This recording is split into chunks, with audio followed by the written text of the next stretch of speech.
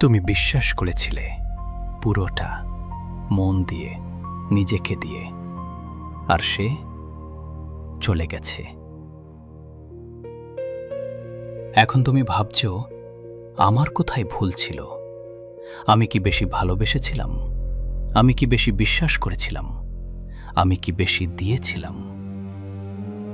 শোনো, ভুল তোমার ছিল না। তুমি ভালোবেসেছিলে, এটা তোমার দোষ না। তুমি বিশ্বাস করেছিলে, এটা তোমার দুর্বলতা না। তুমি নিজেকে দিয়েছিলে, এটা তোমার বোকামি না, এটা তোমার শক্তি। যে নিজেকে দিতে পারে সেই সবচেয়ে সাহসী।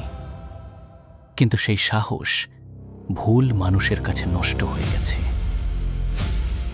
এখন একটাই কাজ, সেই ভাঙা টুকরোগুলো কুড়িয়ে নাও, নিজেকে জোড়া লাগাও। কারণ তুমি ভাঙার জন্য জন্মাওনি। যে তোমাকে ধোঁকা দিয়েছে সে জানে না সে কি হারিয়েছে, কিন্তু একদিন জানবে। আর সেদিন তুমি এতটাই এগিয়ে থাকবে যে পেছনে তাকানোর সময়ও থাকবে না।